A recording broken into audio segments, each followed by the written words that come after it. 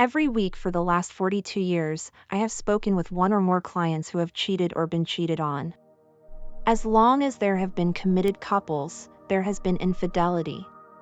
Broken vows of sexual exclusivity is a recurring theme in Greek tragedy, the Bible, medieval literature, Shakespeare, Victorian potboilers, and the modern tales of Alfred Hitchcock, Frank Sinatra, and Taylor Swift. Survey data regarding cheating keep changing as social definitions of cheating evolve.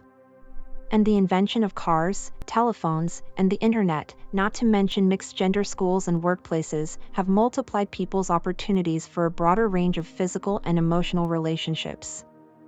Infidelity is one of the top reasons people see a therapist, either alone or with a partner. I do believe I've heard every possible reason for it, every possible excuse for it, and every possible reaction to it. Most people think they know something about infidelity as a general subject, but when it actually occurs in someone's life, they need to shed any common myths about it quickly. Since almost everyone cares about infidelity, here are challenges to some common myths about it. Myth 1: a vigilant partner can prevent infidelity. Is your mate going to cheat? It's less likely if the relationship is enjoyable, your mate is healthy, the two of you can talk about everything, and the sex is satisfying. There's no guarantee. But some partners try. They examine their mate's mobile phone, records of texting, geolocators, email, and actual phone calls. What Sherlock Holmes wouldn't give for that source of clues? Or they tell their partner no one-on-one dinners with anyone of the other sex. Or they demand to check in on a partner at will. When all else fails, they hire a private detective. It doesn't work. If your mate is going to cheat, they're going to cheat. And even if you could prevent infidelity with the right amount of surveillance, is that how you want to live? Myth 2: infidelity is always about sex. While different, better, or more sex is the reason for much infidelity, people cheat for other reasons, including anger, a need to prove that they're attractive or youthful, the need for affection or touching, the need to feel loved, and the need to prove their autonomy. There's also a situational dynamic for some people. I wasn't looking for it, but when it fell in my lap, I just couldn't, or didn't want to, say no. When a spouse discovers they've been betrayed, they often imagine that it's been for someone who is younger, sexier, or more attractive in one way or another. They are then surprised when the other woman or other man isn't. What betraying spouses often tell me is that the central benefit of the affair was feeling listened to, or important, or sane, not any amazing sex. Myth 3: some people are just sex addicts.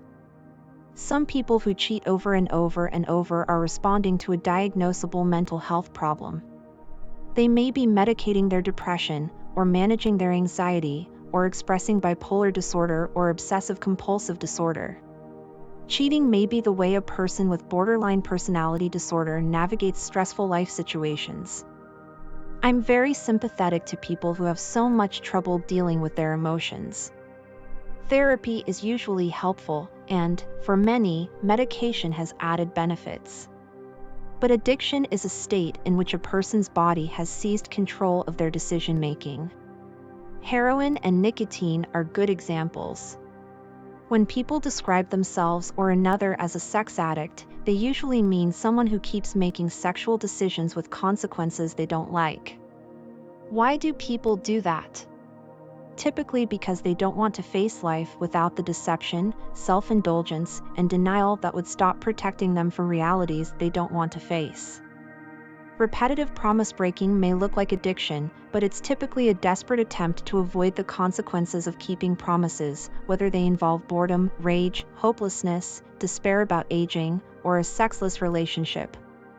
Myth 4: it's always better to admit an affair. It depends on what someone is trying to accomplish.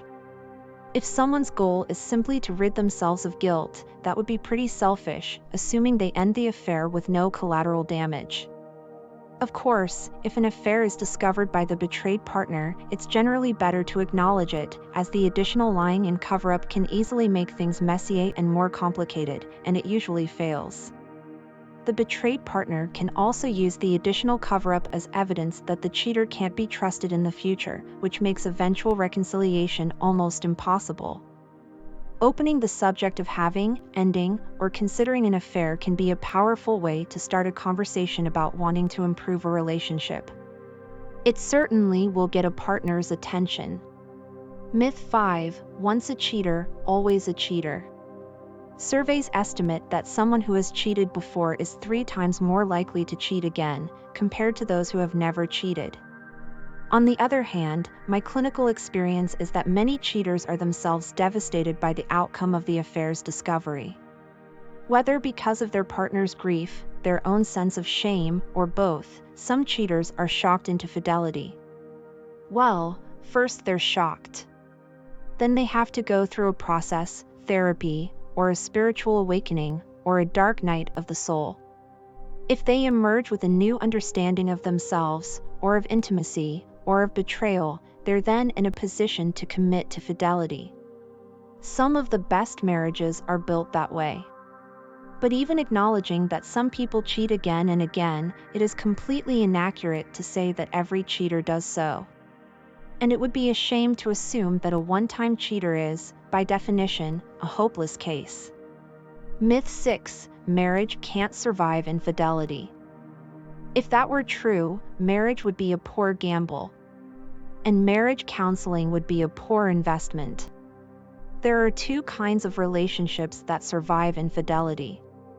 In the first, communication is poor, expectations are low, there's family or cultural pressure to stay together, or there may be financial or other dependence. This is a relationship that wasn't very good to begin with. The couple may not work to improve it or to understand each other even after the disruption of infidelity. The second kind of relationship that survives infidelity is almost the opposite of the first. In it, people work hard to understand what happened and why. They are introspective to at least some degree. At some point, they start listening to each other. And they eventually talk about what they want in the new couple they're in the process of creating.